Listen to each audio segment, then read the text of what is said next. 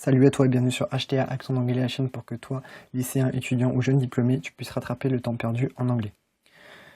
Je vous retrouve aujourd'hui pour une nouvelle vidéo dans laquelle on va voir des petits mots très utiles que sont les conjonctions.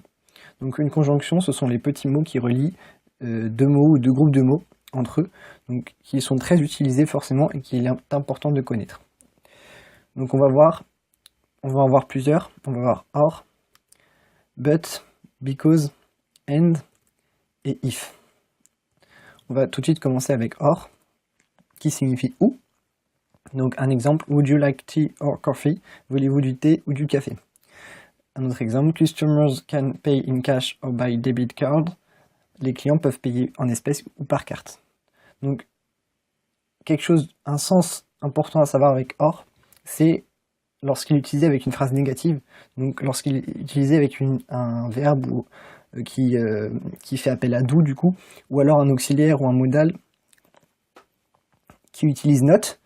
Lorsque or est utilisé dans une phrase où il y a la négation, il signifie ni, dans le sens, par exemple, je ne mange ni viande ni poisson, donc ni l'un ni l'autre. I don't eat meat or fish, d'accord? Parce que vous avez la négation, donc le fait que vous rajoutez le or au milieu des deux choses que vous ne mangez pas en l'occurrence, c'est-à-dire que vous mangez ni l'un ni l'autre. Donc retenez bien que quand vous avez la négation dans la phrase et or ne veut plus dire ou, mais ni, d'accord? On continue. Donc on a maintenant but qui signifie mais. I would like to come but I am busy. J'aimerais venir mais je suis occupé. But est aussi une préposition, donc je sais qu'on est dans une vidéo où on parle des conjonctions, mais je vais un peu en sortir pour vous parler d'un deuxième sens de but qui me semble important parce qu'on le croise beaucoup. Ce sens-là, il s'apparente un peu à except, et en français on va plutôt avoir tendance à le traduire par sauf, rien d'autre que, excepté que.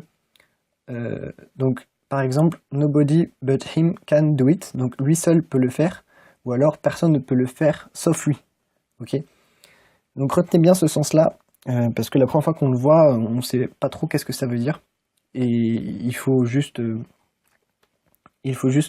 aller chercher l'information et pratiquer, et comme d'habitude en fait, pour savoir qu'est-ce que ce sens veut dire. Donc la chose à retenir en fait, pour résumer, c'est ne croyez pas que but signifie mais tout le temps.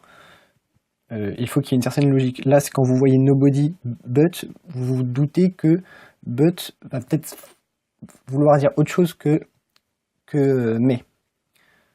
On passe à because. Donc because veut dire parce que ou car. I did it because, je l'ai fait parce que. I feel good because I slept well. Je me sens bien car j'ai bien dormi. Un sens important de because, qui est une préposition également, because of, en raison de, à cause de. Donc ne confondez pas because of et because. Because signifie parce que ou car, because of signifie en raison de, à cause de. Donc un exemple, I had to wear a coat because of the cold. Donc j'ai dû mettre un manteau à cause du froid. Une autre conjonction et, ou and qui signifie et.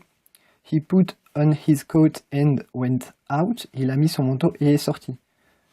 Donc and permet d'insister sur la répétition. He talk and talk. Il n'a pas arrêté de parler. On a également hours and hours, des heures et des heures, d'accord? Une petite expression que j'ai mise là, qui s'avère très utile, c'est and so on, qui signifie à la fois et ainsi de suite, ou etc. And so on. Très utile à savoir. On finit avec if. Donc if signifie si, mais on ne l'utilise pas tout le temps. Je sais que moi, jusqu'à très récemment, je pensais que if signifiait si dans tous les cas, mais en fait non. On utilise si surtout dans les phrases conditionnelles. Donc if I were you, si j'étais vous, à votre place. You can have it if you like, tu peux le prendre si tu veux. If only, ça veut dire si seulement. Mais la chose qui est importante à savoir ici, c'est que si, c'est aussi whether. Et quelle est la différence entre whether et if? C'est que whether s'emploie quand on a deux possibilités, donc un doute ou un choix à faire, et il est utilisé avec or, qu'on a vu tout à l'heure, qui signifie ou. Donc un exemple, vous allez tout de suite comprendre avec un exemple. He didn't know whether to accept her gift or not. Il ne savait pas s'il devait ou non accepter son cadeau. Donc là, on a bien un choix à faire, parce qu'on ne sait pas si on doit accepter ou non le cadeau, donc on va mettre whether, d'accord? Essayez de comprendre ça, regardez des exemples, écoutez de l'anglais, et vous verrez whether, if, vous les entendrez souvent, et avec le temps, vous ferez la différence tout seul, sans aucun souci, mais c'est quelque chose qu'il faut savoir.